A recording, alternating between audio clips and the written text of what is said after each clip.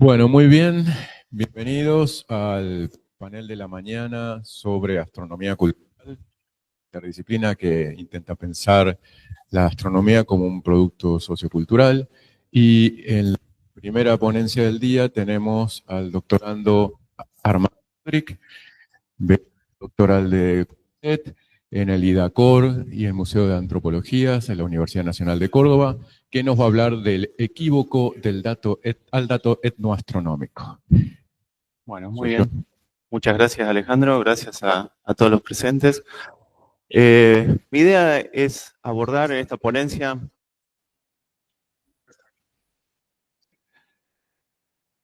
un...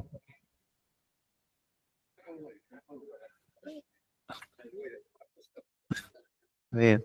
Bueno, la idea es abordar en esta ponencia un estudio de caso ligados a las experiencias en torno a un tránsito registrado ya, no se puede hacer la transición. Un tránsito de la Estación Espacial Internacional por delante del disco lunar, registrado en zona rural de la localidad de Santurce, distante a 15 kilómetros de la localidad de San Cristóbal, una localidad con 15.000 habitantes. Santurce, una pequeña localidad que hoy cuenta con alrededor de 120 habitantes entre el pueblo y la ciudad. Localidades que surgieron en el contexto de la colonización, del proceso social histórico de la colonización que se dio en el centro norte de Santa Fe desde finales del siglo XIX hasta mediados del siglo XX.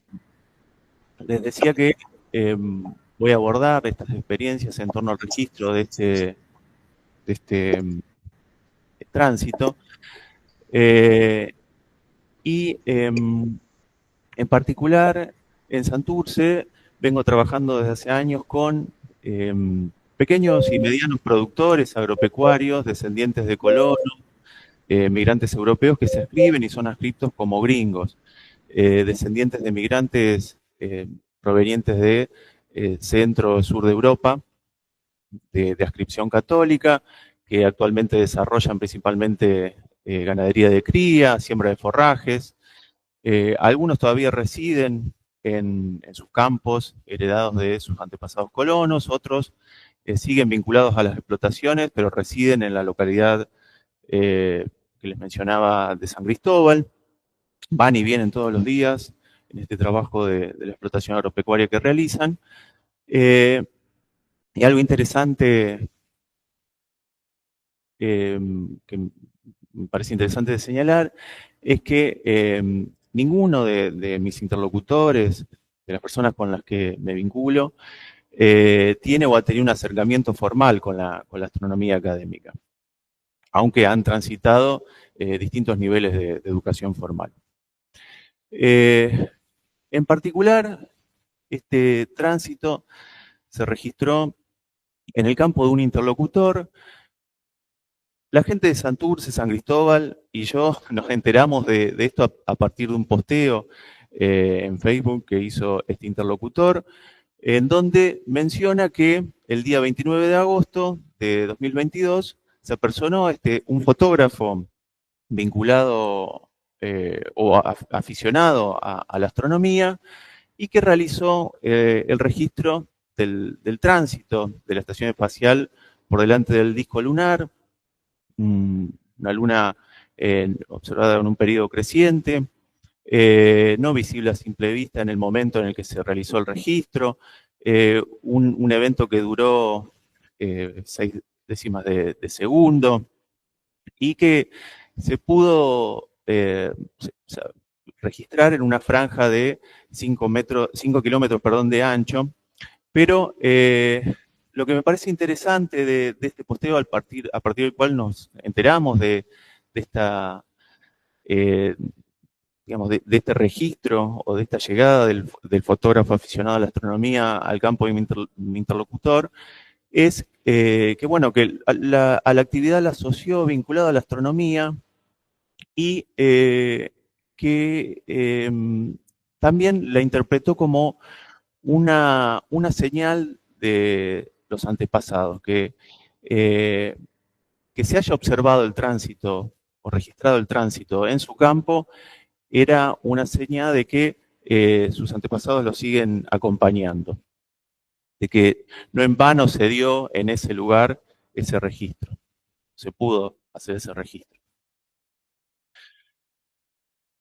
Reconstruyendo posteriormente, obviamente a partir de entrevistas con este fotógrafo, presidente de Rafaela, una ciudad mucho más grande, localizada a 100 kilómetros más o menos al sur de esta zona, de Santurce y San Cristóbal.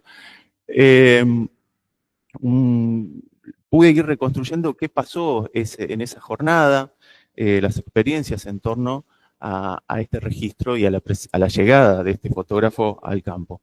Es un fotógrafo que desde pequeño es aficionado a la astronomía, que tiene como hobby registrar paisajes celestes vinculados con paisajes terrestres en zonas rurales de Rafaela y un poco más al norte.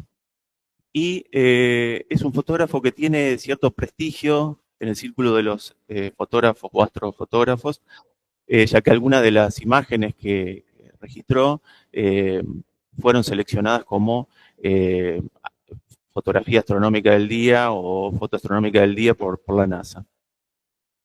Estos son algunas de las imágenes compuestas. Estos son imágenes compuestas por frames, resultado del registro de este tránsito en esa fracción de segundo, de estos tránsitos, perdón. Y si bien este fotógrafo no persigue fines científicos, estos registros no persiguen fines científicos o intentan producir conocimiento astronómico, hay una búsqueda estética y una búsqueda de que lleguen a ser populares o reconocidas estas imágenes. Como vimos a partir del posteo, mi interlocutor lo interpreta como algo vinculado a la producción científica, a la astronomía. Como les decía, a partir de las entrevistas con este fotógrafo pude ir reconstruyendo cómo llega al lugar, a este campo. Utiliza una aplicación, una página para encontrar o que digamos, le da los datos en relación a los tránsitos en la zona, la franja de observación, y este fotógrafo lo que buscaba era un punto de acceso a la zona central de la franja que él localizó que pasaba por la localidad de Santurce, y más precisamente por el campo de este interlocutor, y que le quedaba cómodo porque era un lugar seguro, accesible desde la ruta, y a partir de allí se puso a buscar a ver qué campo, o digamos, el campo de quién podía acceder para hacer este registro cerca de la zona central de esta franja, y encontró que mi interlocutor marca su posición, o tiene marcada en Google Maps su posición con su nombre en el campo, lo buscó en Facebook, vio que era muy activo, que esa mañana inclusive había hecho un posteo sobre una helada, y se contactó con él, y ese día se acercó a su campo. Lo que me comentaba este fotógrafo es que él ya no es obviamente, como les comentaba, no es la primera vez que registra un tránsito en zonas rurales. Él está preparado con todo una colección de fotografías de tránsito con las cuales se acerca a las personas en los campos, les muestra cuál es el objetivo de ese registro, le muestra el mapa con la franja en donde puede ser observable ese tránsito, y le explica un poco que las fotografías que va a tomar son de la Estación Espacial Internacional, donde hay astronautas arriba, y me comentaba también de que para muchas personas les resulta algo desconocido y raro que haya personas en la estación espacial o en el espacio, en el cielo. y que cuesta un poco hasta que la gente entra en confianza y puede realizar sin ningún tipo de recelo este registro. ¿Se entiende hasta acá todo bien? ¿Me explico? ¿Sí? Al llegar al campo, despliega todo su equipo, algo que también fue señalado, todo su instrumental, telescopio, cámara, computadora, algo que es fue valorado por mi interlocutor, que según el fotógrafo también cuando la gente ve ese equipo, es como, es donde se da donde se rompe el hielo, se entra en confianza, la gente empieza a valorar o a no desconfiar de la actividad que está por realizar, de ese registro. En este caso aprovechó para mostrarle la luna, cómo se observaba a través del telescopio, en aquel momento en que no era posible observarla a simple vista. Y finalmente esta fue la composición de imágenes de los frames que capturó en ese tránsito de la Estación Espacial Internacional por el disco lunar. Esta imagen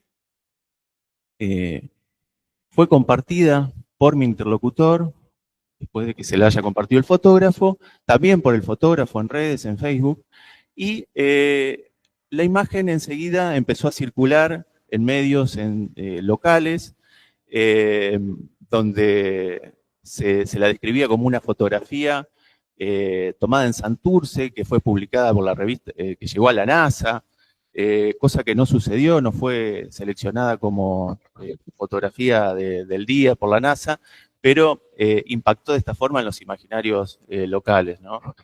Lo que hace pensar un poco sobre estas ideas relacionadas al conocimiento astronómico y científico en esta zona.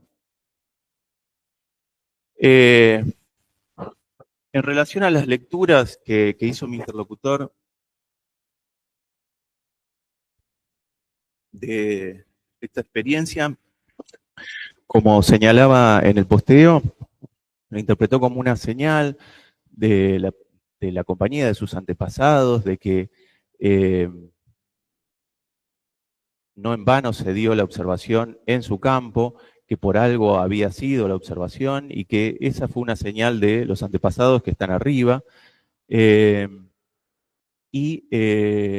Me parece interesante el testimonio de que, aunque valora que es una actividad científica, él le encontraba esa explicación también, ¿no?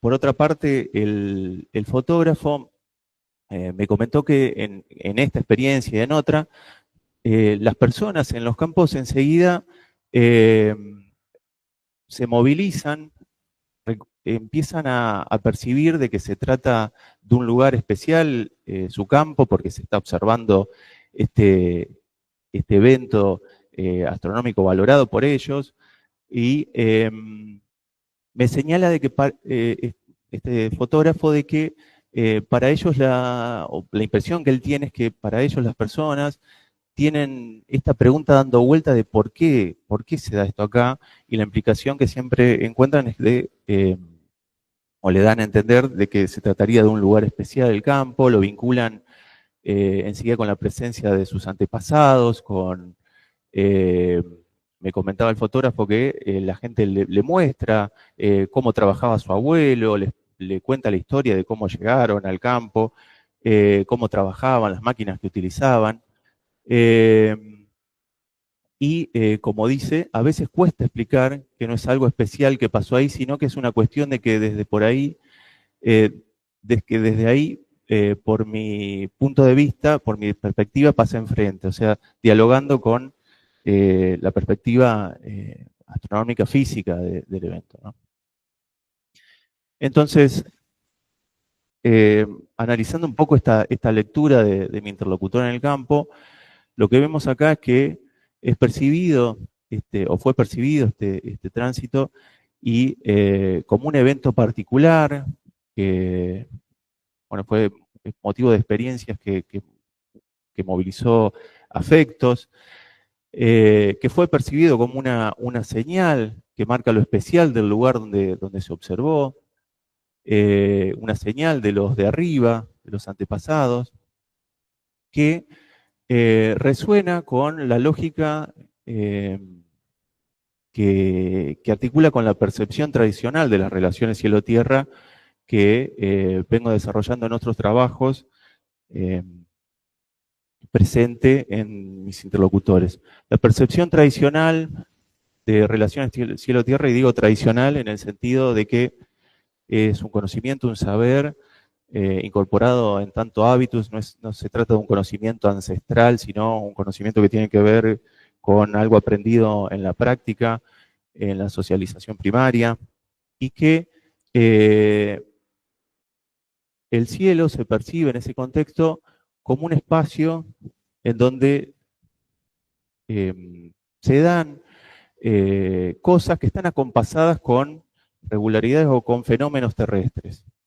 Son, el cielo vendría a ser como un espacio en donde suceden cosas acompasadas con cosas terrestres y que es leído como un espacio de señales o señas justamente que dan información o determinan la ocurrencia de ciertos fenómenos relevantes en el plano terrestre, ¿no? Ustedes me podrán decir, bueno, se trata de un fenómeno natural, artificial, que es leído como seña. Bueno, acá no resulta operativo, no tiene relevancia operativa para la forma tradicional en que se percibe el cielo, las señas o este evento, sino que se trata de algo que pasa en el cielo y que es percibido como relevante, especial, porque se lo asocia o se lo interpreta como algo relevante científicamente, por la tecnología que se despliega para el registro, en este caso, para la observación, por la fugacidad del evento que implica, digamos, una destreza en la técnica del registro, tecnología especial. Y por otra parte también me preguntarán, bueno, pero ¿qué piensan los demás acerca de ese posteo de mi interlocutor, las personas sus vecinos, otros productores de la zona? ¿Qué significa recibir señales de los de arriba? Es algo que en la zona resulta verosímil.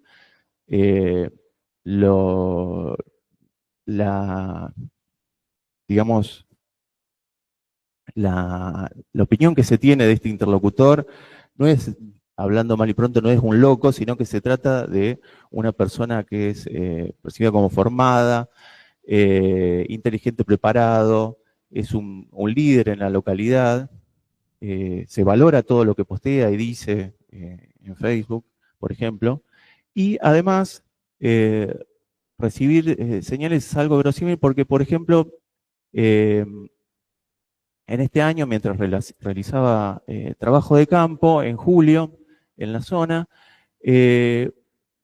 un denario de globos que fue soltado en una localidad de aquí de Córdoba, llega a un contexto rural, lo encuentra un productor de la zona, y ese denario tenía la imagen de una virgen, la Virgen del Luján, y que cuando lo encuentra, él interpreta que se lo había mandado su tía que había fallecido 2 días antes, que era devota de la Virgen del Luján, por ejemplo. O existen situaciones, o se ha dado, por lo menos he visto registrado en campo, que luego de meses de escasas precipitaciones, si en un campo llueve más que en otros, es porque sus antepasados, los que vivieron ahí, se acordaron, ¿no? Y ayudaron a que llueva más en ese campo. Volviendo a esta lectura del evento en tanto señal, tanto evento particular, algo que llama la atención es esta articulación que se da de lo celeste con imaginarios ligados a la identidad gringa en la zona, a un discurso pionero. No fue la única situación en la que mi interlocutor asoció lo celeste con estos rasgos del imaginario de la identidad gringa en la zona o el discurso pionero. Un año después, cuando la imagen fue seleccionada por el Observatorio de Greenwich en un concurso de fotografías que realizan aficionados, este interlocutor vuelve a hacer un posteo similar entendiendo de que la imagen había llegado como señal de el acompañamiento de sus antepasados. Y si vamos a su perfil de Facebook, está lleno, por decir, pero hay varios posteos que remiten al cielo y vinculan lo celeste con la presencia de sus antepasados en su campo, cómo observaban sus antepasados gringos el cielo, señas del cielo que anuncian lluvia y demás, como enseñaban los nonos gringos. Eh, y me pareció interesante poder enmarcar estos posteos y para ello me resultó relevante la perspectiva de abordarlos en tanto narrativas del show, discursos biográficos, estos posteos de Facebook, y realizar un análisis de estilo narrativo, ¿no? Al analizar de esta perspectiva narrativa estos posteos, lo que vemos es que estos y todos y otros posteos de la cuenta de este interlocutor articulan con discursos de identidad gringa, con cómo se trabajaba antes en el campo, la evocación de los tiempos de los nonos. Eh, hay movilizados recursos discursivos propios de la literatura ligada a la cultura de la pampa gringa argentina. Hay como un show de la nostalgia en esos posteos en referencia al tiempo de los antepasados como es valorado, ¿no? Cosa que, aunque aparece exacerbado en estos posteos, es algo que pude ir reconstruyendo también en el trabajo de campo en territorio con otros interlocutores en la zona, ¿no? Eh, esto, estos discursos, estas valoraciones del tiempo de los antepasados, gringos en la zona, se da en un contexto de recambio demográfico, de retracción demográfica gringa en la zona, donde hay una migración del campo a la ciudad, donde ya los productores descendientes de colonos han migrado a ciudades o a otras localidades, aunque conserven o mantengan, digamos, un peso en la estructura decisoria política local, ¿no? Bueno, entonces para cerrar, el análisis etnoastronómico de lo acontecido en el marco de la observación de este evento celeste muestra disonancias entre las lecturas de una misma interacción en la que intervienen dos sujetos situados en contextos socioculturales distintos. En aquella jornada donde se dio la coexistencia jerarquizada de estas interpretaciones ligadas al tránsito, denotando consensos para el entendimiento, el poblador rural tradujo y comprendió el evento desde lo que le resultaba posible en su propio universo de sentido, enmarcado en un contexto social particular. De este modo, dicho equívoco suscitado en torno a este tránsito resulta insumo de conocimiento tanto de formas de construcción de identidad social en la región, como también de modos locales de percibir relaciones entre fenómenos celestes y procesos terrestres, además de imaginarios ligados al saber astronómico, movilizados en el marco sociocultural de aquella región rural argentina. Asimismo, las formas tradicionales de percibir relaciones cielo-tierra, aprendidas e incorporadas en tanto hábitus, en este contexto social, presentan una relación dinámica y flexible con fenómenos celestes no visibles a simple vista, como en este caso, donde lo digital o la tecnología posibilitan la obtención de imágenes para su observación, habilitando otras experiencias del cielo. Y para cerrar, y de manera general, con la intención de contribuir al campo de la comunicación pública de la astronomía, entiendo que este estudio de caso invita a un ejercicio reflexivo sobre las negociaciones de sentido puestas en juego para la coexistencia de interpretaciones alternas surgidas en marcos de interacción entre distintas formas situadas de vincularse con lo celeste. Así que bueno, muchas gracias.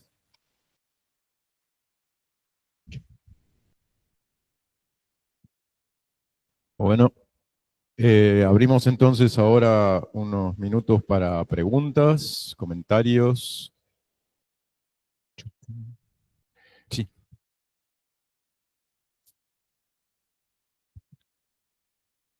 Hola. Bien. Tengo ahí como me quedé con una cosa que me interesó un montón, que es esto de la visión, la cosmovisión del interlocutor, este, y cómo al hacer astronomía nos chocamos en general con esa búsqueda de sentido, de darle sentido a las cosas que vemos o que pasan. Este, para vincularlo más bueno, traerlo un poco más a lo académico, Schopenhauer habla un poco de eso, de la necesidad metafísica del ser humano, que bueno, que se puede llenar con filosofía, se puede llenar con religión, se puede llenar, pero no se puede llenar con ciencia. Y ese es algo porque la ciencia explica la vida como un truco de magia y la ciencia como la explicación del truco. Y si uno ve un truco de magia explicado, no tiene la gracia que tiene cuando tiene el misterio. Entonces, creo que en esa búsqueda de sentido buscamos develar ese truco de magia, que es los fenómenos que pasan, y cada uno con las herramientas que tiene, que son igual, no, son válidas tanto para el interlocutor como para el astrofotógrafo, son válidas las interpretaciones. Este, Llevándolo, bueno, a nosotros nos pasa, todos cruzamos los dedos cuando vamos al penal, o todos jugamos a la lotería sabiendo que las posibilidades que salgan son nulas casi. Este, eh, y llevándolo a algo muy personal, por ejemplo, hace muy poco, menos de un mes, falleció un amigo mío, y cuando yo empecé profesorado me regaló un collar con un búho. Y lo perdí entre las mudanzas y las cosas, lo perdí. Y después cuando pasó todo esto dije, pa, ¿dónde estará ese collar? Seguro no lo encuentro más. Y caminando por la calle encontré un búho chiquito de macramé. Y lo primero que dije no fue, ay, qué casualidad, me encontré un búho, pero obviamente, no, pensé en mi amigo y dije, y me reí y dije, esto me lo mandó mi amigo. Pero obviamente que uno lo interpreta, le da un sentido. Este, entonces, nada, pensando un poco en esas visiones que tiene la gente, eh, eh, toda la gente, porque todos lo hacemos, la gente del campo, la gente de la ciudad, la gente más formada, menos formada, o con más cultura de ciencia, creo que todos tenemos esa necesidad metafísica, que hay que llenar. Entonces, por ese lado me parece que está bueno. Bueno, gracias.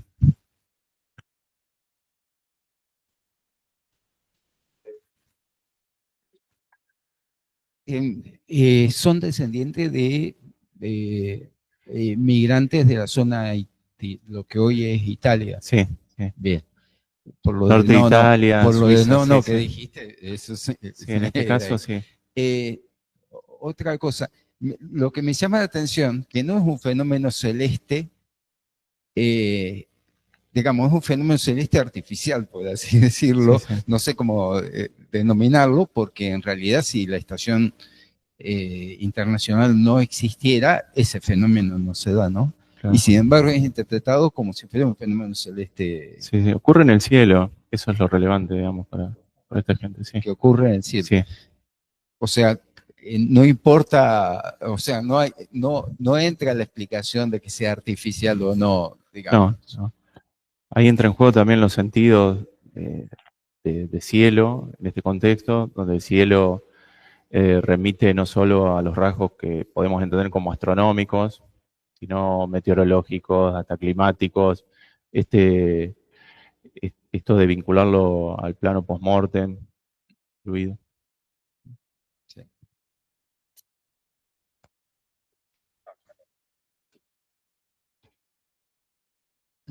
La conclusión, Armando, podría ser que todo lo que pasa por encima de sus cabezas es asociado al cielo donde habitan supuestamente los muertos.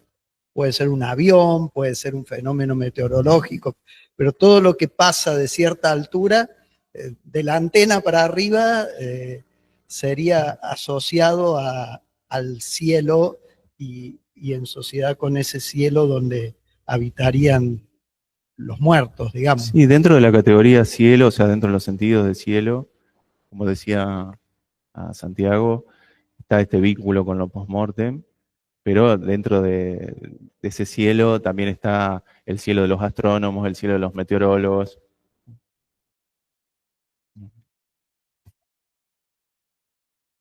Sí, gracias Armando por la presentación. No, gracias a ustedes. Y me quedo con esa reflexión del final, qué desafío para los que hacen o hacemos, a veces me encuentro entre ellos, difusión de la astronomía o incluso la enseñanza académica, no en contexto de la universidad, pero sí en las escuelas.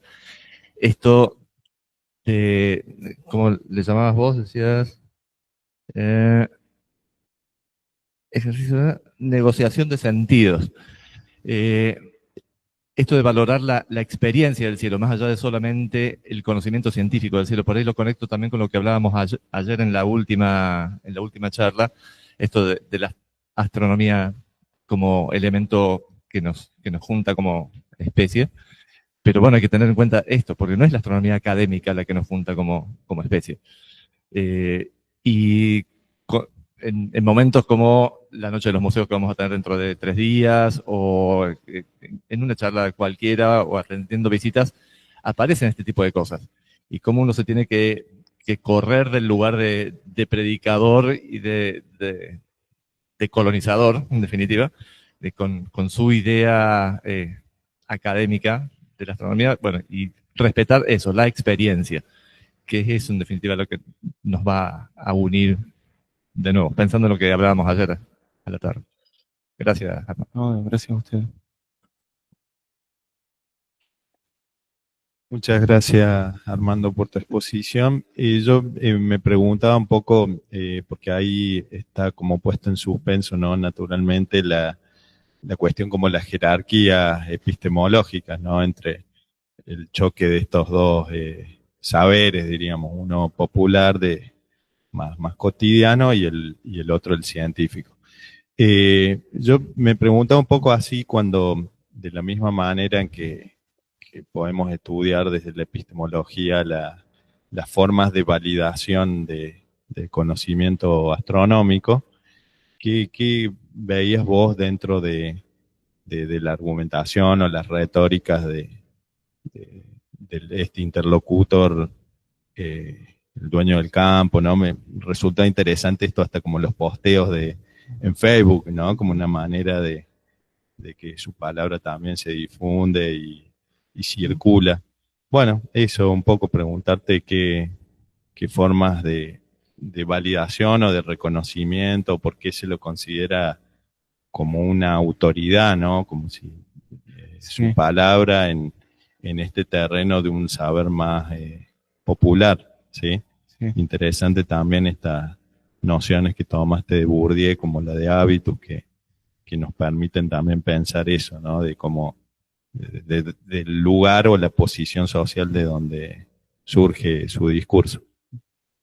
Sí, este interlocutor tiene su trayectoria como docente, líder de la comunidad religiosa local, trabajó en la comuna, así que tiene su posición de liderazgo, que eso refuerza un poco esta validación de sus discursos, sus posteos también, ¿no?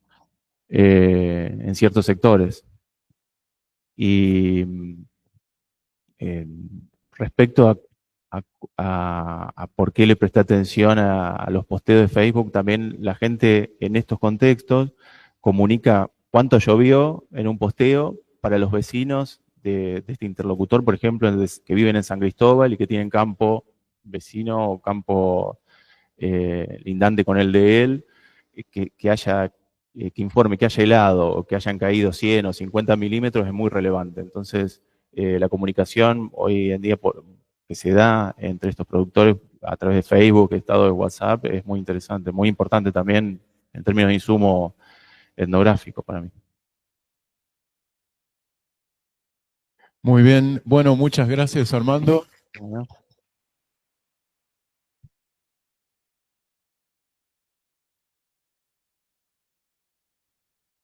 Bueno, muy bien. Ahora vamos a hacer el enroque. Bueno, vamos a presentar a Alejandro.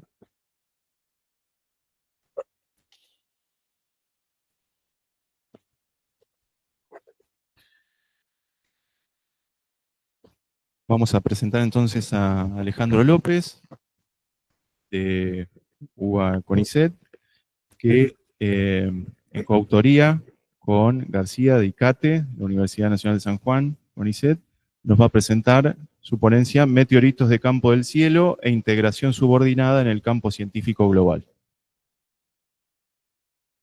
Te escuchamos entonces. Muy bien. Esperen que el punterillo ahora funciona. Bueno, muchas gracias por la invitación. Yo acá estoy hablando primero que nada en nombre del equipo, pero sobre todo de la primera autora, de la doctora Laura Noel García, que no pudo estar presente y que les manda a todos un gran saludo. Y bueno, esta ponencia aborda un tema en el que yo vengo trabajando hace 30 años más o menos, que es la dispersión meteórica de campo del cielo, desde la perspectiva de la astronomía cultural, y en la que Laura está trabajando también hace muchos años desde el punto de vista del análisis metalográfico de las piezas de campo del cielo. Y lo que nos proponemos acá es un ejercicio de abordaje de la producción académica, en particular de un actor social relevante de los estudios de campo del cielo a nivel local, la JUS, como un ejemplo, un intento de ejemplo de entender cómo ciertos procesos que solemos pensar en términos meramente epistémicos son mucho más complejos que una mera discusión de ideas o conceptos e involucran toda una disposición compleja de fuerzas sociales, de estructuras institucionales, de dinámicas políticas entre todos los involucrados. Y creemos que es un interesante ejemplo para verlo en acción. Bueno, para los que no conocen Campo del Cielo, esto es Campo del Cielo, es una dispersión meteórica de meteoritos metálicos entre las provincias de Chaco y Santiago del Estero. Es una de las más grandes del mundo, tiene un arreglo bastante particular, unos 100 kilómetros de largo por unos 3 kilómetros de ancho. Ocurrió hace aproximadamente unos 4.000 años, un gran meteoroide metálico se fragmentó en la atmósfera y se regó en esta franja. Y por el ángulo de la dispersión tenemos una enorme cantidad de piezas meteóricas, muchas de las cuales quedaron en superficie. Algunas no, algunas están enterradas en cráteres de penetración, otras tienen cráteres explosivos, pero unas cuantas quedaron sobre la superficie.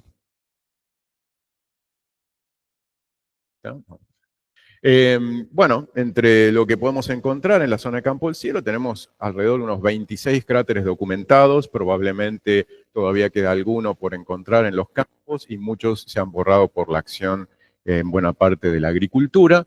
Y toda una serie de fragmentos meteóricos, aprovecho para recordarles a todos, es ilegal en Argentina retirar fragmentos de meteóricos sin autorización, mucho menos comprarlos, venderlos o llevárselos a cualquier lado, no importa el tamaño, así que ténganlo en cuenta. Argentina tiene leyes provinciales y nacionales que consideran a los meteoritos patrimonio nacional. Hay fragmentos chicos hasta fragmentos de más de 30 toneladas, incluyendo el segundo y el tercer meteoritos más grandes del mundo. Así que es una dispersión muy importante desde el punto de vista material, pero todavía más importante por otro factor, que es las relaciones humanas con esta dispersión meteórica. Los trabajos desde la astronomía cultural y de la etnohistoria muestran que las relaciones humanas con esta dispersión meteórica vienen de enorme cantidad de tiempo. La población originaria que vivía y vive en la región tiene vínculos con estos meteoritos muy intensos desde donde tenemos registro. Y de hecho los españoles, cuando se enteraron de la existencia de objetos metálicos en esta región a partir de la población originaria, desplegaron una serie de dispositivos exploratorios, científico-militares, una unión no infrecuente en los orígenes de la ciencia moderna. Ya recuerden la expedición de la Condamine para la observación de meridianos, que tenía un carácter mixto, atravesaba por un problema de espionaje, etc. Bueno, acá los españoles desarrollaron esta serie de expediciones. Las teorías europeas y académicas del momento hacían imposible pensar que se tratara de fragmentos que vinieran del cielo, aunque los pobladores originarios de la zona lo aseguraban. Los españoles dan cuenta de esos dichos, pero les parecen completamente inverosímiles, completamente ligados a un saber y popular sin ningún asidero. Ellos consideran sensatamente que son afloramientos minerales, probablemente de las minas del Potosí o, quién sabe, de una mina de hierro propia del Chaco. Y con ese interés económico, militar, deciden explorar esta dispersión. Encuentran una pieza que ven ahí, el mesón de fierro, bueno, ahí debajo, de unas 20 toneladas probablemente. Ok.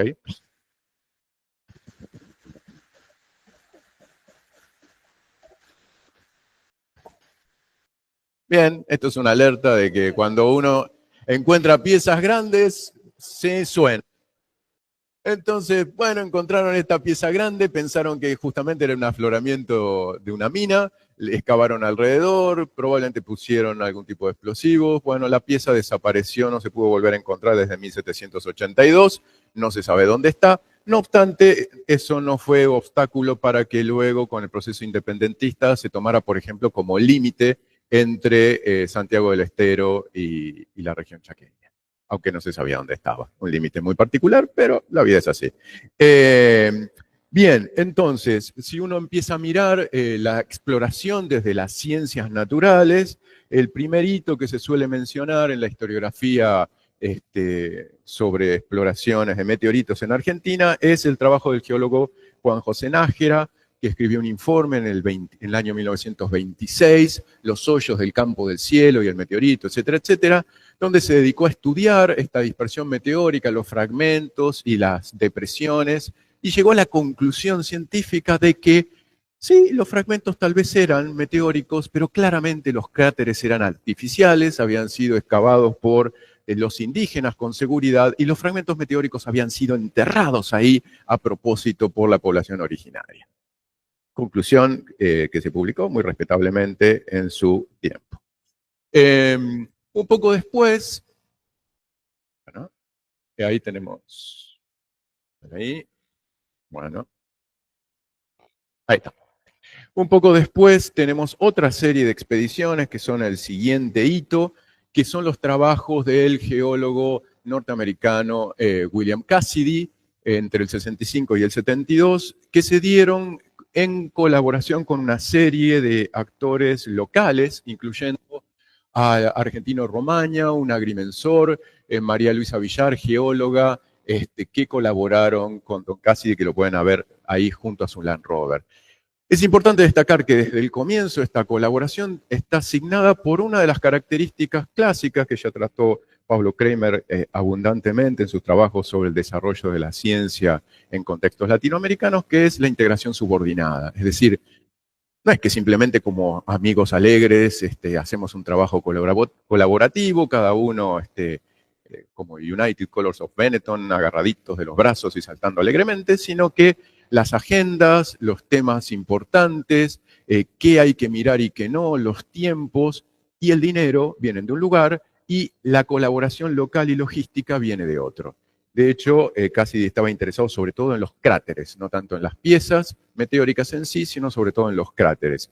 Y eso un poco dirigió su proceso de investigación. Es interesante que los colaboradores locales integrados de esta manera subordinada no solo incluían profesionales, sino un interesante grupo de aficionados, podríamos llamar, a la investigación sobre meteoritos, que incluía todo un grupo de la ciudad de Rafaela, en el que estaban el ingeniero Juan Báscolo, el arquitecto Marco Severín, María de las Mercedes Capozolo y la historiadora Blanca Stoffel, que se reunieron con Cassidy, Villar y Romaña, hicieron la logística, contactaron pobladores que conocían piezas, ya habían hecho trabajos previos, identificaron cráteres, hicieron las medidas topográficas de los cráteres originales, es decir, hicieron un enorme trabajo logístico local, de nuevo encolumnados detrás del proyecto diseñado por Cassidy. De hecho, en ese contexto tenemos eventos como la localización en el cráter 10 de un fragmento que descubrió Cassidy en el 69. Bueno, Cassidy y todo este equipo, evidentemente. Y más tarde Romaña va a proponer extraerlo y llamarlo el Chaco, y en el documento con el que trabajamos, donde se propone la extracción, que contó con la colaboración de la Fuerza Aérea Argentina, una de las razones esgrimidas es que va a ser seguramente una de las piezas más grandes del mundo, ¿no? Romaña especulaba que sería la cuarta, bueno, resultó ser la segunda. Y esa es una de las razones por las cuales se lo busca extraer, y efectivamente se lo extrae en el año 80. Lo que podemos ver en la dinámica de estas expediciones es, por un lado, la construcción de lo que podríamos llamar una épica del ordinario, es decir, en los informes, en las fotografías, de un modo muy parecido a otro tema en el que trabajo hace 30 años, que son los procesos de misionalización religiosa en el Chaco. Hay una construcción por parte de los actores de la impresión de que su tarea es una especie de trabajo civilizatorio en un entorno enormemente hostil, donde deben enfrentarse un montón de dificultades cotidianas para llegar a este sublime objetivo de producir conocimiento científico. Eso podemos verlo desde las fotografías. Fíjense ahí don Cassidy en su tienda de campaña, parece un expedicionario en lo profundo de una selva ignota. La forma en que se manifiestan y fotográficamente la extracción de las piezas, cual trofeos. Sí, hay justamente una búsqueda de una suerte de tesoros académicos que van a ser exhibidos como si fueran trofeos de caza en buena parte. Y la disposición de las imágenes, pueden ustedes ver cómo colaboran en la construcción de esta épica. Bien, a ver si pasa. A ver ahora. Ahí está. Bien, en ese contexto, la continuación. Pasó una más, efectivamente. Varias más.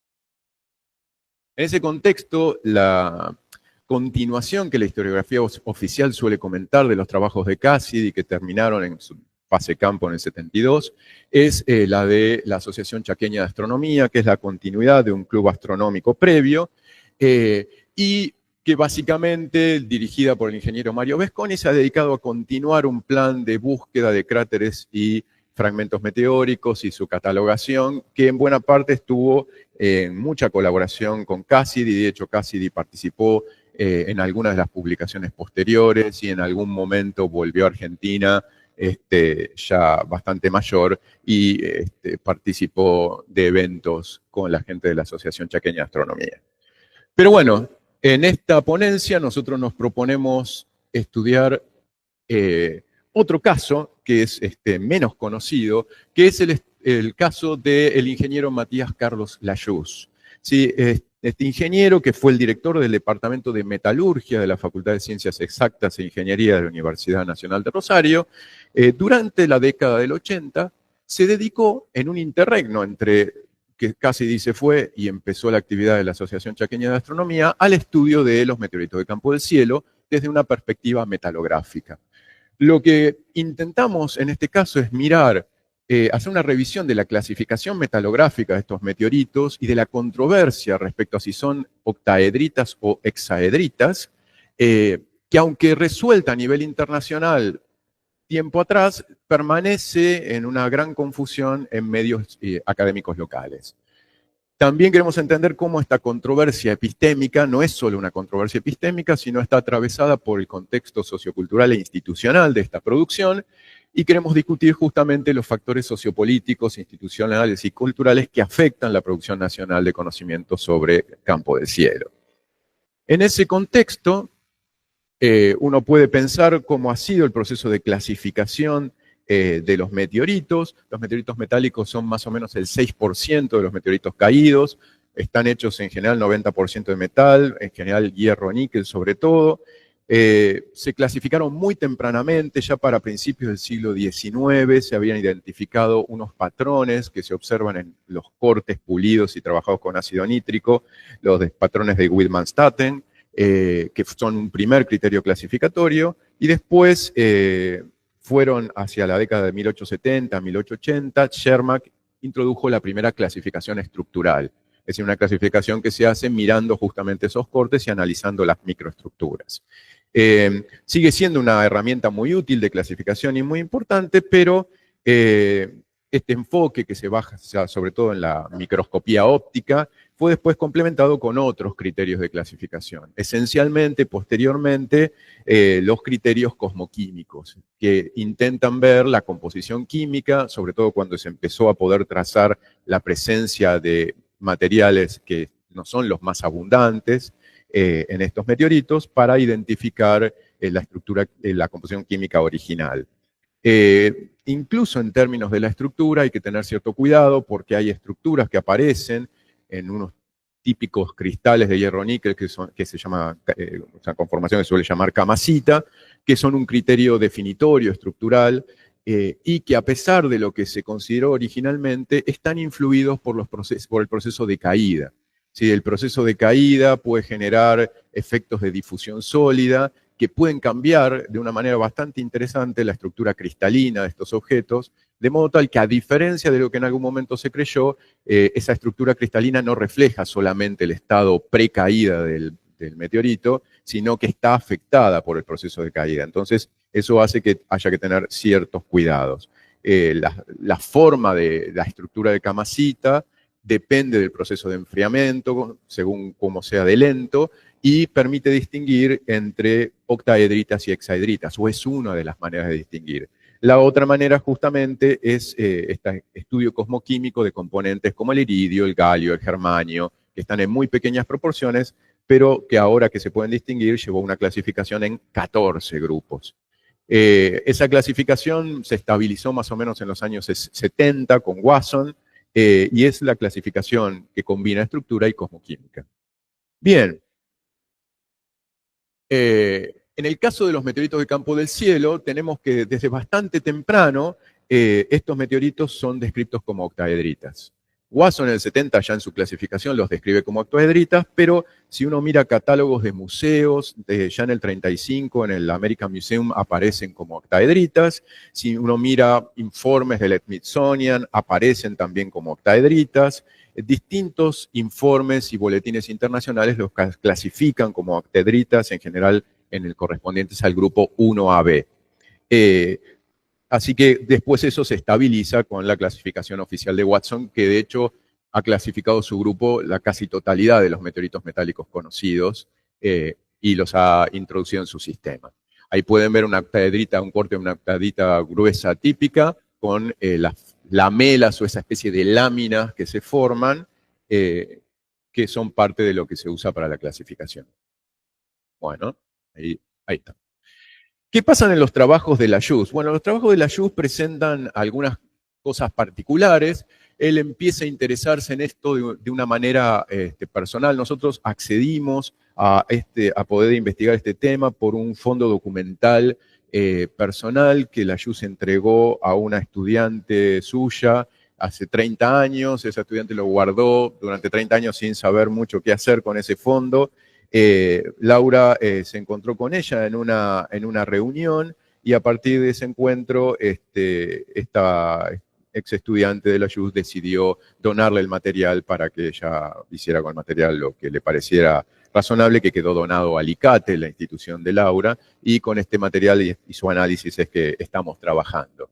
Entonces, ¿qué es lo que vemos? Él empieza a interesarse en la metalografía de meteoritos entre más o menos el 73 y el 75, de una manera personal, con dificultades de acceso a equipos y a muestras. Hace toda una serie de gestión para conseguir bibliografía, se pone en contacto con otros autores locales sobre meteoritos, Giacomelli y Rivas, se cartea con ellos. Intenta toda una serie de clasificaciones basadas esencialmente en la microscopía, ¿sí? Que es el método que fundamentalmente utiliza para intentar clasificarlos. Esperen, que me parece que se pasó una de más. Ahí sí volvemos. Ahí está. Entonces, bueno. Entre el 78 y el 79 publica 2 estudios de análisis de 2 meteoritos, el Mocoví y el Mataco, con estas técnicas de microscopía óptica en colaboración con Rivas, y ambos son clasificados como hexaedritas, no octaedritas. Y esto, como podrán ver las fechas, es posterior al trabajo ya sistemático de Wasson del 70, muy conocido. De hecho, es muy interesante porque en los papeles de Layuz se encuentran copias de partes de los trabajos de Wasson y queda clarísimo que conocía este y otros trabajos que clasifican como octaedritas estas mismas piezas. Es un trabajo muy complejo sobre muestras pequeñas y que tiene un montón de problemas logísticos e institucionales en su desarrollo.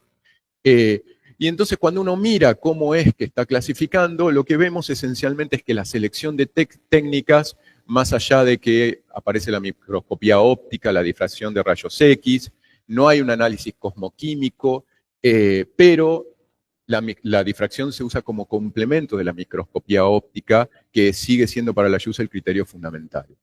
Hay toda una serie de influencias de su campo de desarrollo en la metalurgia, que influencian su vocabulario, sus técnicas, a qué cosas les presta atención y cómo jerarquiza los datos con los que se encuentran. Por otro lado, eso lleva a un diálogo muy selectivo con la bibliografía previa y sobre todo con la bibliografía internacional. Parece haber un diálogo más intenso con la bibliografía local. Más tarde trabaja sobre el meteorito Cacique Catán y en los 80 pide muestras de este meteorito y también lo clasifica como hexaedrita.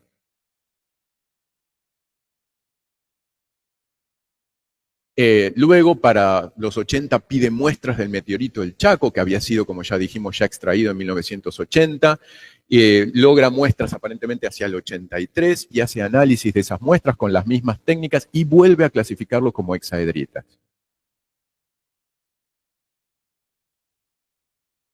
Bueno.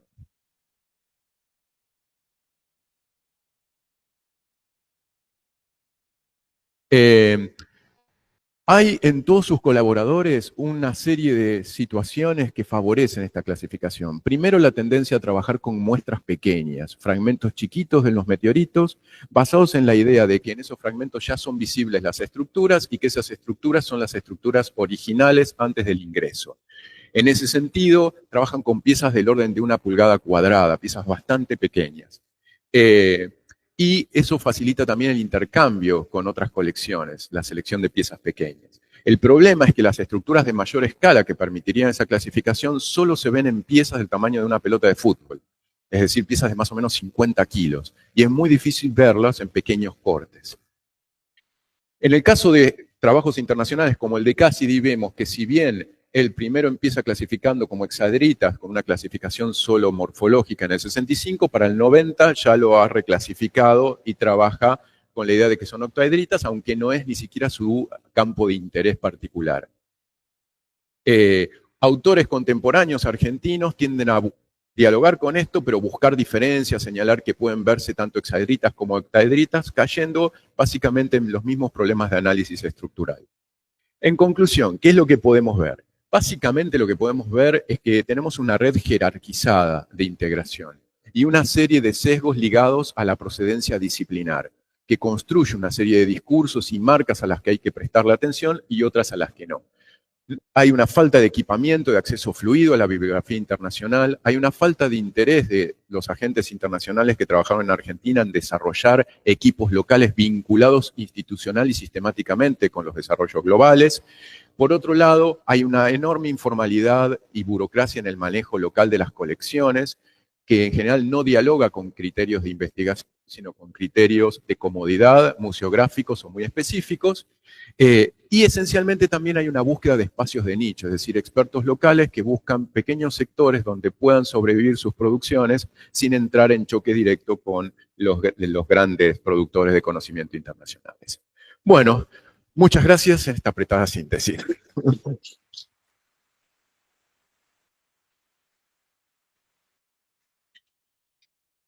Bueno, muy bien, muchas gracias. Tenemos entonces 10 minutos para preguntas, intercambios.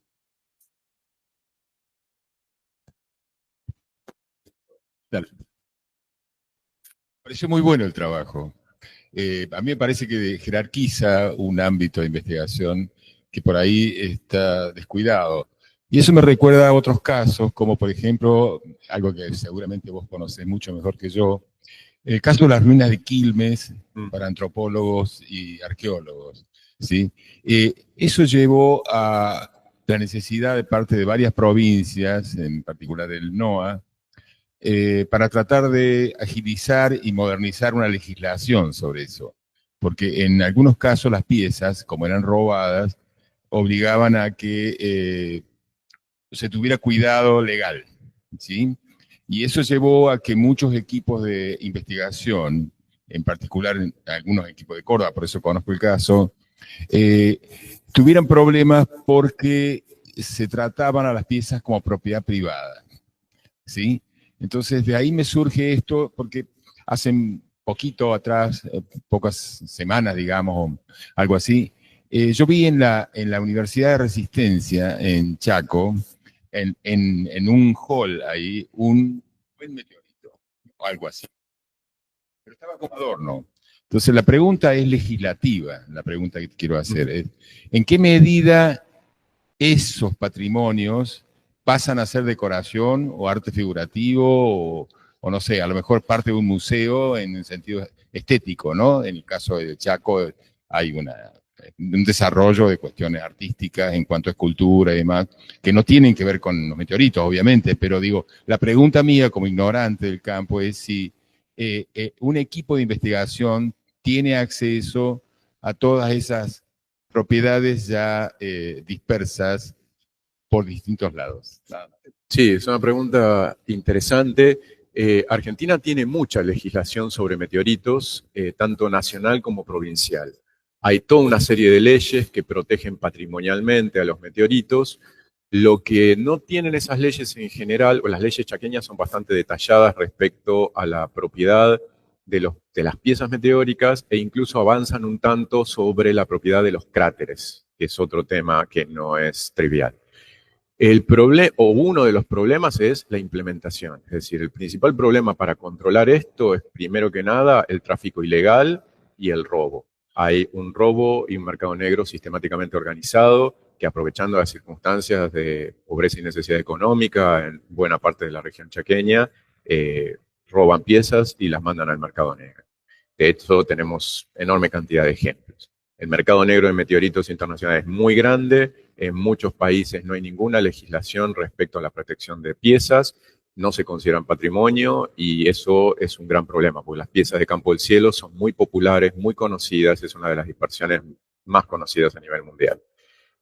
Eso a su vez se asocia con que muchas instituciones académicas fuera de Argentina se exhiben piezas sacadas ilegalmente de campo del cielo sin ningún inconveniente e incluso se venden en los shops de los museos. Y eso pasa en Europa, en Oceanía, como hemos podido comprobar recientemente, en Estados Unidos, en muchos lugares del mundo.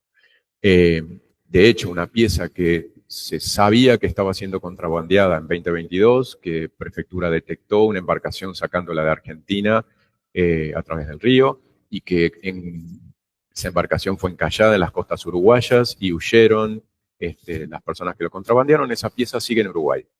No ha habido ningún proceso de repatriación de la pieza y aparentemente su destino final será un museo uruguayo. Entonces, la colaboración internacional a este respecto es muy mala y un primer paso sería que todas las instituciones académicas advirtieran y se prestaran atención a la legislación de los países de donde proceden las piezas que tienen y se atuvieran a esa legislación. El segundo problema es que la legislación existente no legisla demasiado sobre cómo se gestiona ese patrimonio una vez conservado. Es decir, quién lo puede acceder, para hacer qué, con qué permisos, y de hecho el catálogo de piezas generales está en un estado incipiente, llamémoslo. Eso es parte de lo que se estaba intentando legislar en una nueva iniciativa de una ley nacional de meteoritos que estuvo llevándose adelante hace unos años y que lamentablemente no terminó de lograr consenso entre los distintos actores, que son muchos, para llegar a un texto definitivo. Pero es algo que efectivamente hay que terminar de lograr definir. Simplemente de lo que hablábamos antes de que comenzaras con la exposición, quería decir justamente ante todos ustedes que él mencionó que hay en Oceanía, que hay, justamente el tema es que nosotros vimos un meteorito de Campo del Cielo con la correspondiente inscripción cuando se hizo en abril de este año, por eso es que lo quería compartir, en la IAU, en el planetario de estaba, y también estaban a la venta algunos pequeños meteoritos. Yo los vi, eso los viste vos, pero yo vi el meteorito muestra, ¿no? No estaba, perdón. Así que bueno, simplemente lo quería comentar de que habíamos visto uno, que eso es una cosa completamente reciente y que fue abril de 2025. Sí, lamentablemente uno esperaría que las instituciones académicas internacionales tuvieran en esto un criterio más sensato que un vendedor en eBay. Y como hablábamos ayer, lamentablemente, las instituciones académicas están atravesadas por las mismas cosas que todos y que todos los grupos humanos, y no existen estos cuidados y deberíamos lograr que existieran. Bueno, tenemos 2 minutos, si quieren pueden realizar la intervención y si no, seguimos. Hola, bueno, primero, gracias por la charla. Estoy totalmente fascinado por la existencia de la JUS. Vengo de la facultad donde él trabajaba, Notable. En la que estoy hace muchos años y sabía su existencia. Y tengo muchas preguntas que no me podrás responder sobre, bueno, cómo su queda, con quienes charlaba, si tenía conexión con Rafaela. Bueno, muchas preguntas. Sería interesante en un momento. Después charlaremos seguro, pero en intercambiar versión más. resumida.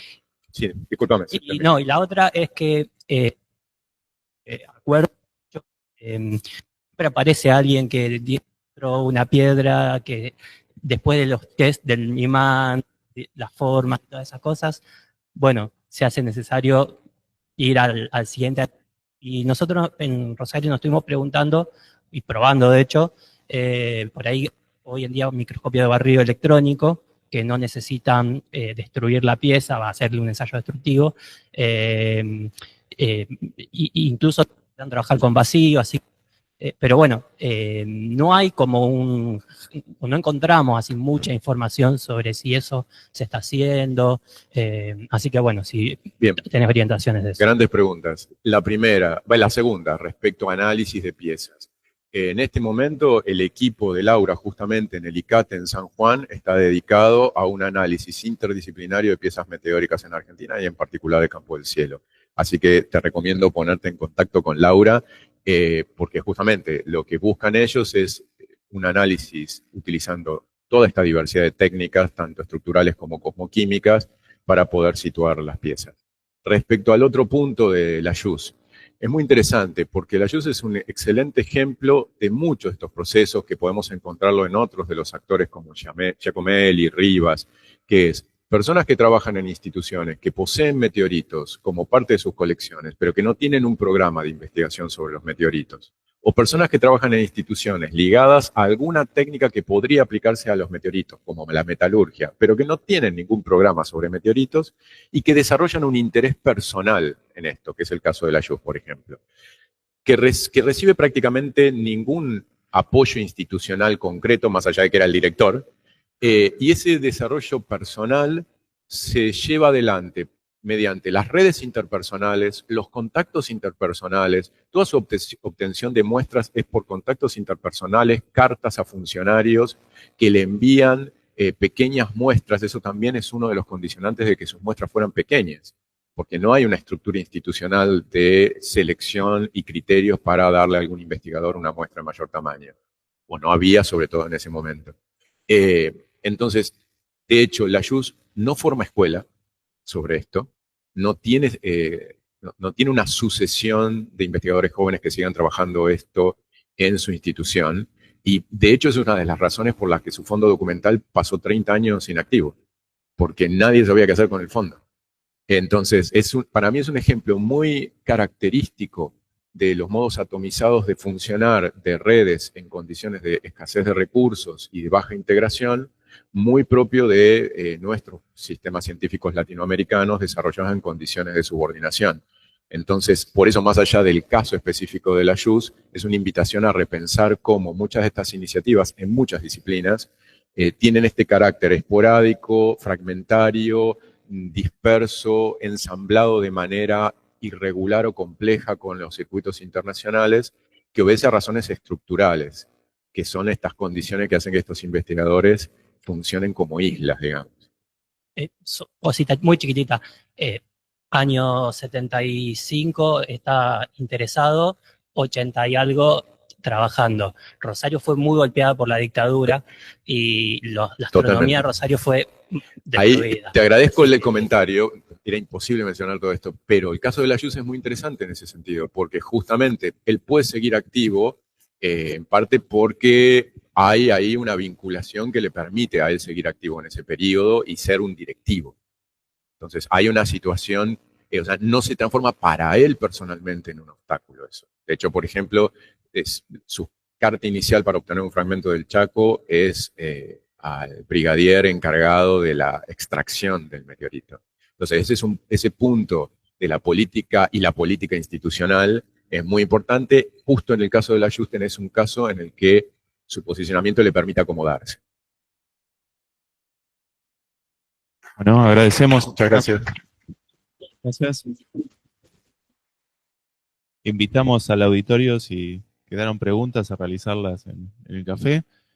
Y a continuación vamos a escuchar la presentación de María Juana Gabilondo Larramendi, de la Facultad de Filosofía y Letras de la UBA, con su presentación titulada "Pero si en Casleo no se hace ciencia, una mirada antropológica al carácter sociocultural de la producción de conocimiento astronómico". Hola, ¿te escucha ahí? Más o menos, esperen. Igual falta esto. Y quiero, sí.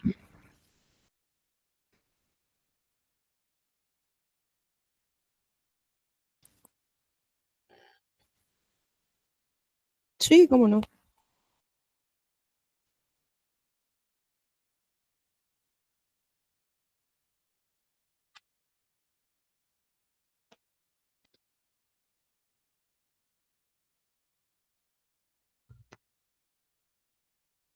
A ver, esto es así. A ver. A ver. Tuki. Sí, parece que... ¿Para dónde tengo que apuntar? ¿A la compu? Bueno.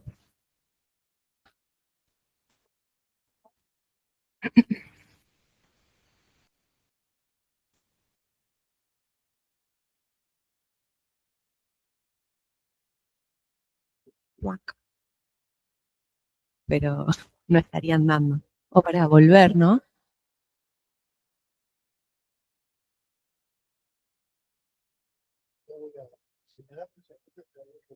Sí, los que sean. Uy, me spoilean todas las...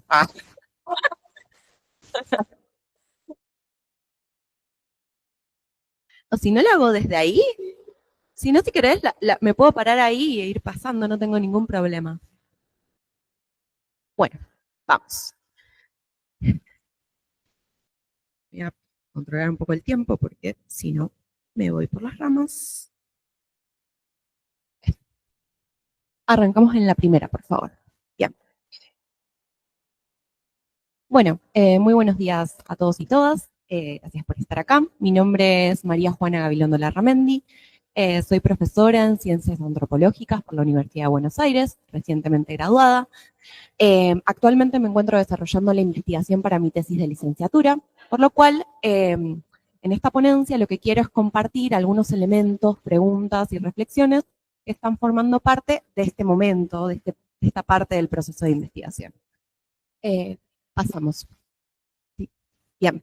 Bien, mi trabajo de campo para esta investigación la realicé en la localidad de Barrial durante este año, por el momento. La idea es continuar con esta investigación, en la localidad de Barrial, donde también se encuentra el complejo astronómico El Leoncito, de aquí en más el Casleo. La metodología predominante fue la observación participante, entendida como compartir y participar de la cotidianidad de la vida social de los grupos, de los grupos con los cuales estudiamos, complementado con entrevistas abiertas y el análisis de fuentes secundarias. Pasamos. En términos generales, en mi tesis de licenciatura, lo que busco es comprender cómo en el entramado social, territorial y académico. Perfecto. Bien, cómo en el entramado social, territorial y académico de las relaciones entre Casleo y Barrial se construyen, circulan y legitiman sentidos, prácticas e imaginarios sobre el conocimiento y sobre el cielo y esta relación. En particular, en esta ponencia lo que busco es reflexionar sobre el carácter sociocultural de los conocimientos astronómicos, tomando como punto de intersección al Casleo, lo cual implica atender tanto a los conocimientos vinculados, a los conocimientos astronómicos vinculados al campo científico, como a aquellos que no lo están. En este sentido, parto del campo interdisciplinario de estudio de la astronomía cultural, entendida como un campo que estudia las relaciones, prácticas y sistemas de conocimiento de los seres humanos respecto al cielo. En este sentido, el cielo se entiende como un producto sociocultural, por lo cual las relaciones que los seres humanos construyen respecto al cielo son tan diversas como las sociedades mismas. En particular, desde la etnoastronomía es entender estas relaciones con el espacio celeste en conjunto con el resto de la vida social de los grupos, ¿no? Desde una perspectiva situada, relacional, holística, ¿verdad?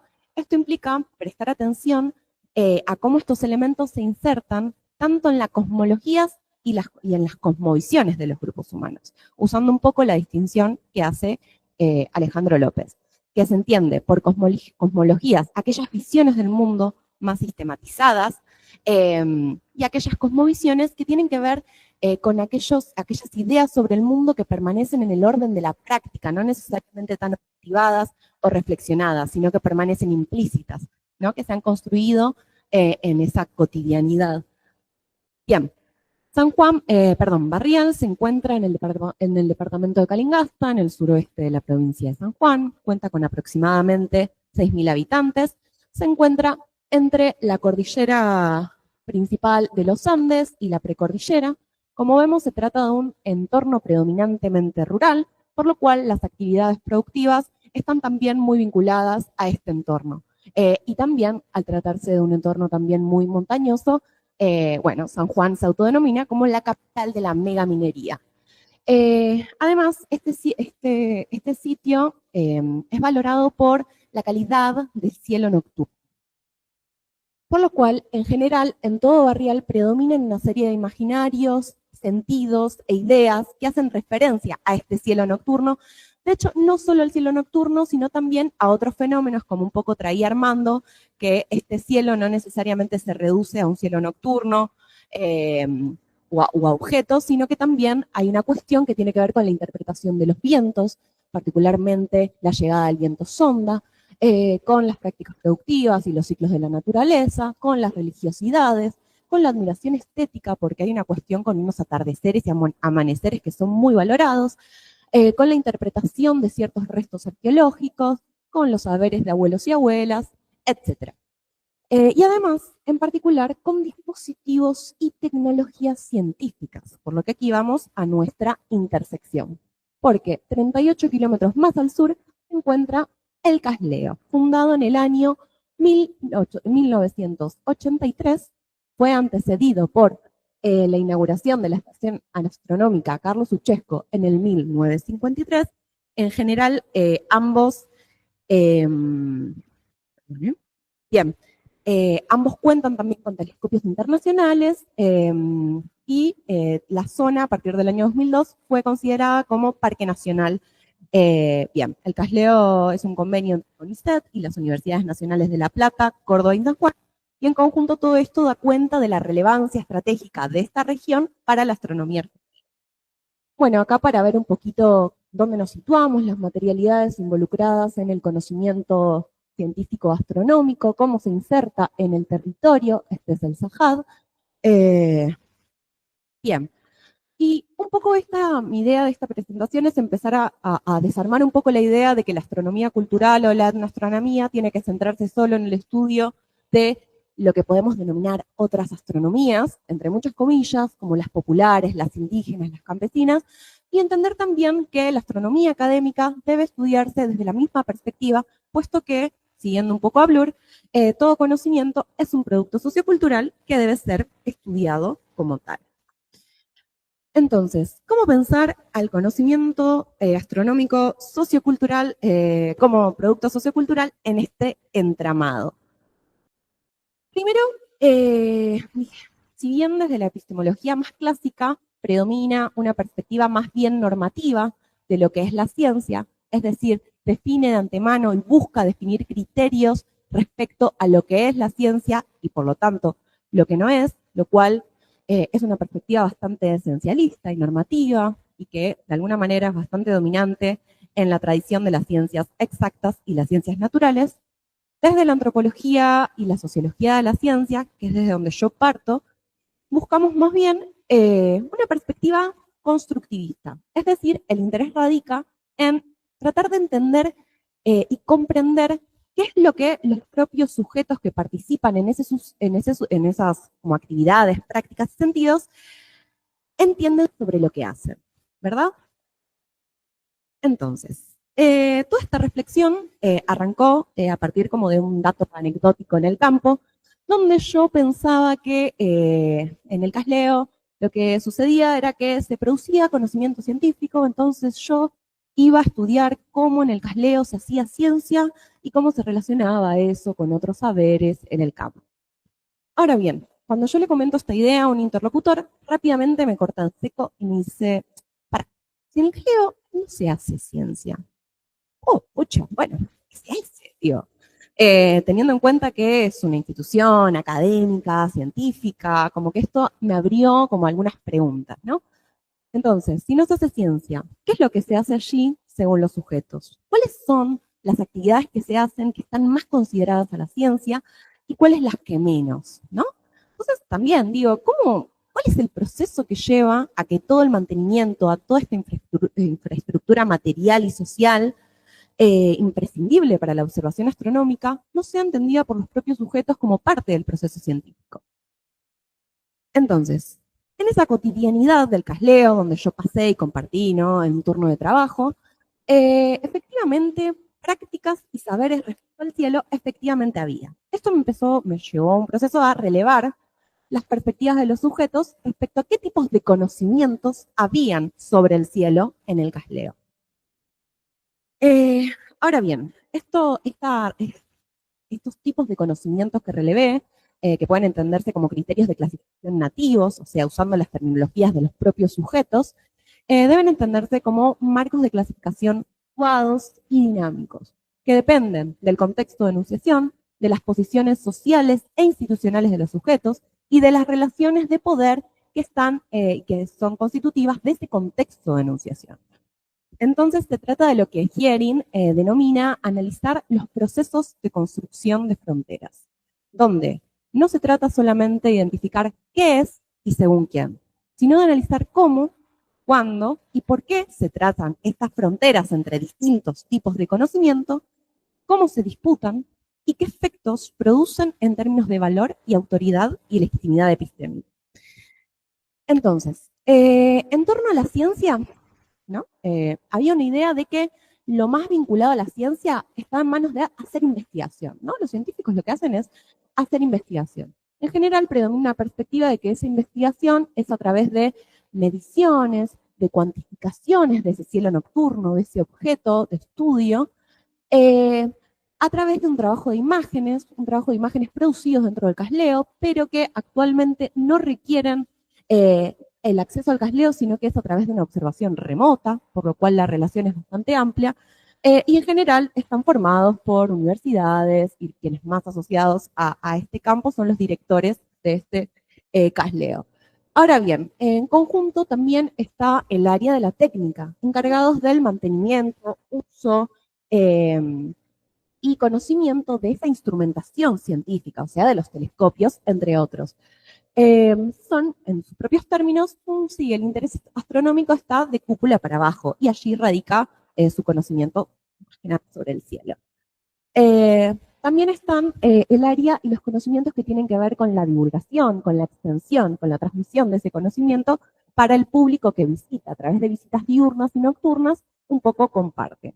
Acá ya vemos una formación no necesariamente astronómica, sino más desde el área de turismo, por lo menos en este caso.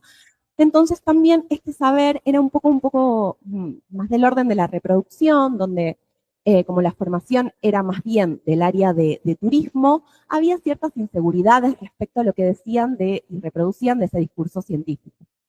Pero al mismo tiempo también, bueno, están las prácticas vinculadas a maestranza, también imprescindibles para ese trabajo cotidiano y muchas veces invisibilizados, y que empezaron a aparecer en esa cotidianidad otros saberes que daban cuenta de otro tipo de tradición y prácticas respecto al cielo que no había pasado o que no se vinculaba con esos procesos formativos ya universitarios o ya terciarios como en los otros tres casos, sino con procesos que tenían que ver con conocimientos locales, digamos, ¿no?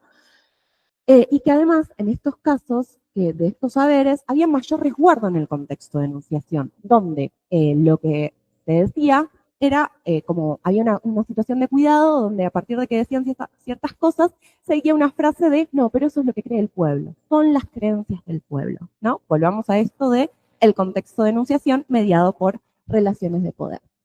Entonces, lo que yo noté es que aquellos conocimientos más vinculados a la ciencia contaban con mayor legitimidad y aquellos más vinculados con la creencia con menor. Y a la vez, esto se vinculaba con la procedencia de estas personas, donde menos legitimidad poseían, eran quienes más vínculo con el territorio donde este observatorio se situaba, digamos, era la gente local que trabajaba en el casleo. Y mientras más legitimidad, en general, era gente que venía de afuera, formada en las ciudades de Buenos Aires, San Juan y Córdoba. Entonces, ¿qué revelan estas fronteras? ¿Qué procesos las constituyen? ¿Cómo se discuten? Nos da cuenta de que esta construcción de fronteras está mediada por unas relaciones de poder, donde hay jerarquías y desigualdades, no solo sociales o institucionales, sino también epistemológicas. Entonces, desde esta posición hegemónica que la ciencia tiene en relación con otros saberes y conocimientos, construye unas ideas sobre, o sea, en este proceso construye ideas sobre sí misma, ¿no? A partir de un proceso histórico, ¿no?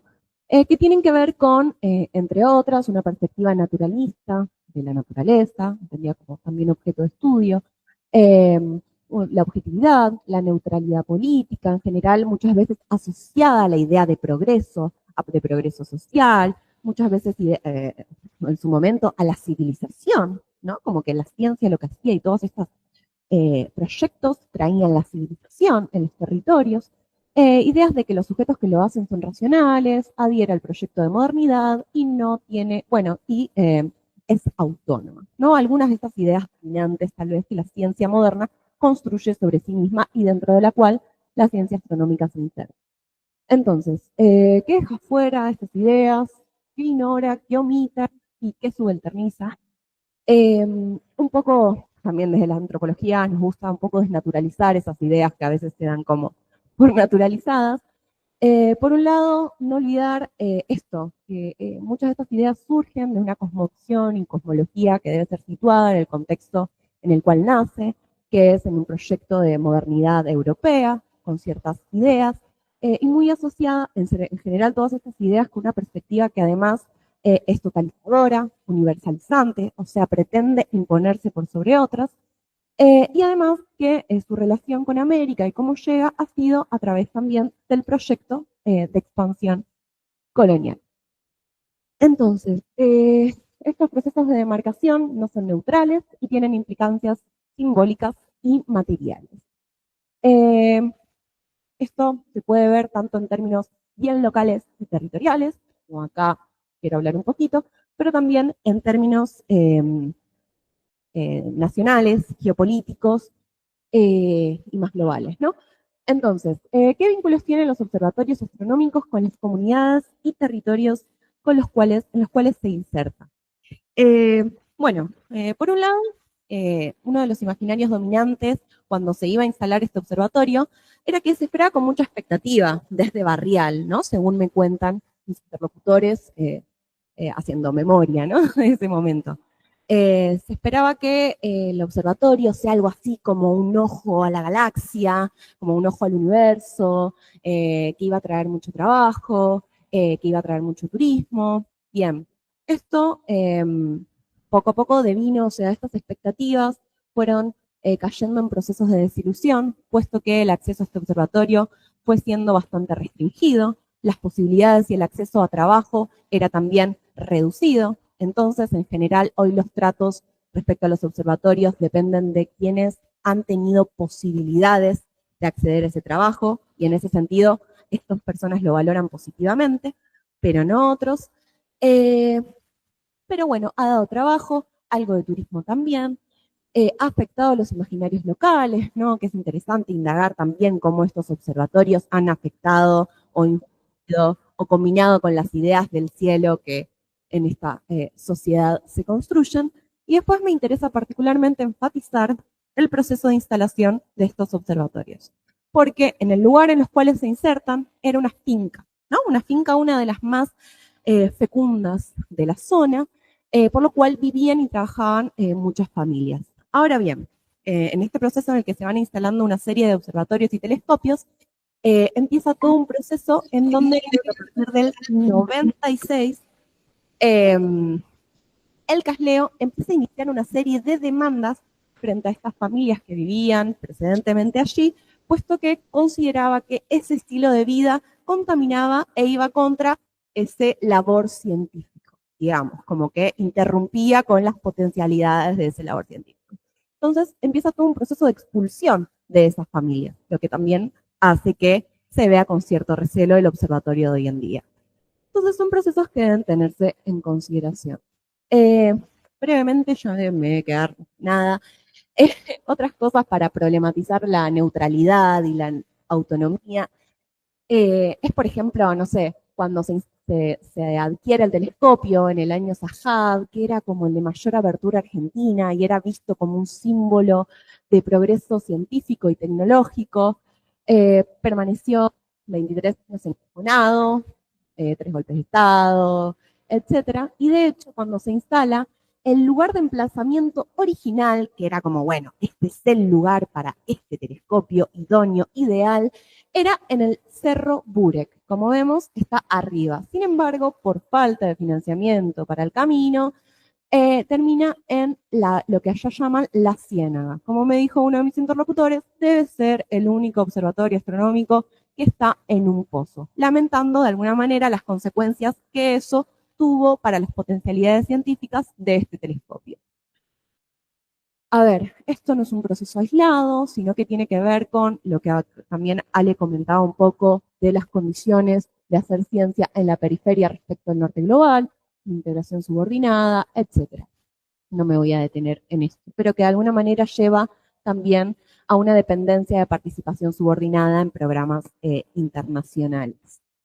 En fin, me interesa entonces pensar al CASLEO, a este observatorio astronómico, como un objeto de frontera donde se intersectan distintos tipos de sujetos que vienen de distintos lugares y que tienen distintas relaciones con este observatorio.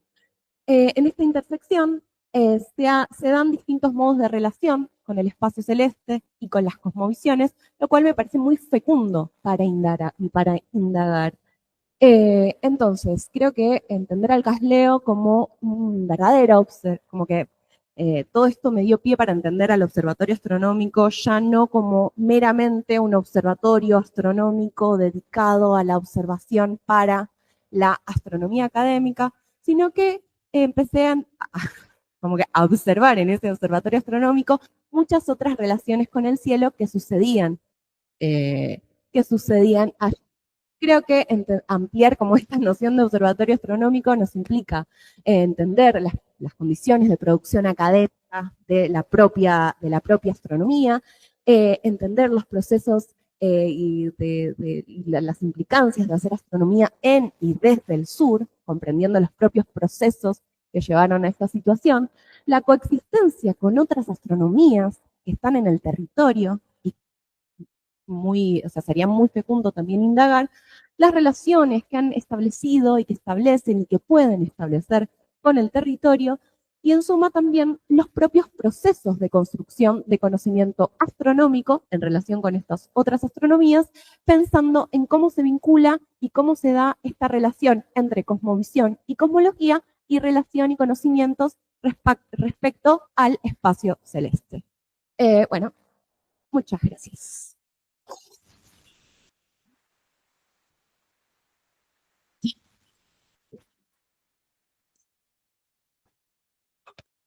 Para algunas preguntas.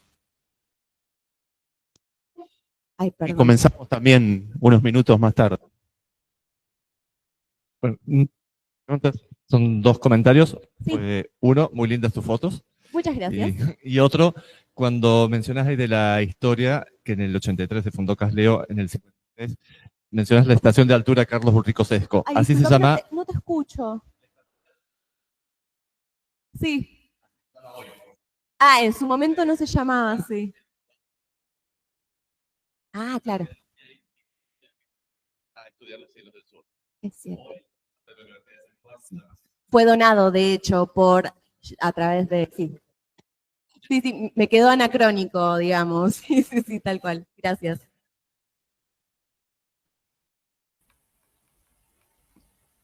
¿Yo puedo hacer una pregunta acá desde el Meet? Sí, adelante. ¿Qué tal? Marina. Bueno, sí, Marina Riesnik soy. ¿Cómo están? Adelante. Bueno, María, muy interesante tu ponencia. Me llamó mucho la atención este proceso que contás de expulsión de las tierras de algunos habitantes, eso entendí. Quería que desarrolles un poquito más eso, si me puedes comentar. Y por otro lado, quería contarte que, bueno, muchos de estos conflictos que estás contando, ¿no? Tanto en el Casleo no se hace ciencia, o inclusive muchos conflictos que hay en torno a la beta turística del observatorio, tienen una larga historia, ¿no? Y el año pasado, por si no lo sabes, quizás ya lo sabés y ya tenés este material, pero yo dirigí una tesis de maestría en la UNCI, en la Universidad de Quilmes, que es sobre la historia del Casleo, que la desarrolló Marta Susana Santos. Si no la tenés, yo te ofrezco el contacto y te la puedo pasar. Me interesa, no la tengo, así que me viene bien. Genial, porque se defendió el año pasado, así que ya la podemos divulgar, digamos, ya la podemos pasar. Así ahí va. Bueno, está acá. Bueno, pero te pregunto lo anterior, ¿no? ¿Qué es esto? Bien, es medio confuso, no sé a dónde mirar porque tu voz sale por parlantes, entonces es una suerte de panóptico. Bien, creo que ahí te veo, ¿no? Bien, este proceso en general lo trabajó bastante en su tesis Josefina Galucci, que ella habla más bien y estudia el Parque Nacional y cómo va cambiando toda esa jurisdicción del territorio, que fue como cambiando de figuras desde reserva natural a reserva natural estricta a Parque Nacional en 2002. Y bueno, y ella trabaja mejor como este proceso en términos jurídicos legales. Yo principalmente, una vez que leí eso, empecé a charlar con personas que vivían en el territorio, y bueno, lo que comentaban era eso, que básicamente vinieron y por una serie de demandas les dijeron que se tenían que ir y se fueron muchas de ellas a vivir en Barrial. Solamente quedó 2 personas viviendo allí, Ceferino, que como que instalaron un proceso de demandas no sé si al Estado, no tengo ahora muy encima los detalles, pero pudieron quedarse en ese territorio, digamos. Las demás personas no. Es algo que igual me interesa como seguir indagando en términos de detalle, digamos. Bien. Bueno, muy bien. Dale, después intercambiamos contactos y eso. Dale, gracias. Chao, chao.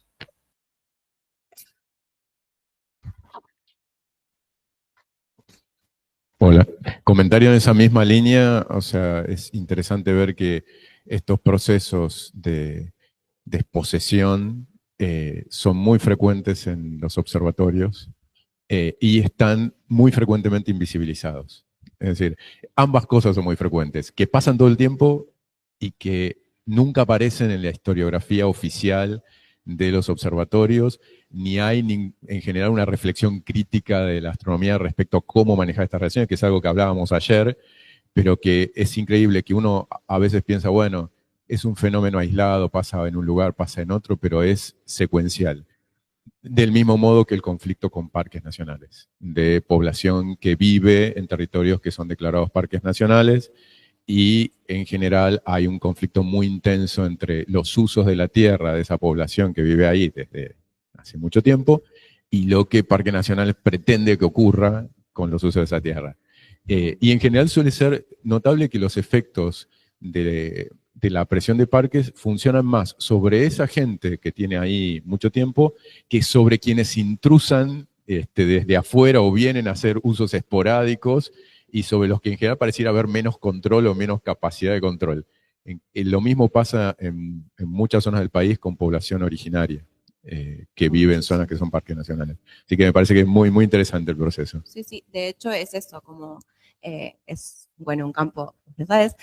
Un campo que ha sido muy invisibilizado y que está empezando a tomar mayor relevancia, como que los estudios entre observatorios astronómicos y las poblaciones donde se insertan están como empezando a ser un poco más relevantes, sobre todo a partir de los casos entre los telescopios de Hawái, la población nativa, conflictos ambientales, y a partir de ahí se desprendieron varios estudios en torno a esto, y de alguna manera también me inspiraron a querer indagar un poco en las relaciones entre un observatorio astronómico y la población local en la cual se inserta. Pero bueno, estamos en proceso de investigación.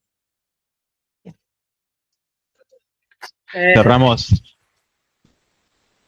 Cerramos entonces el bloque de astronomía cultural, agradecemos a los ponentes.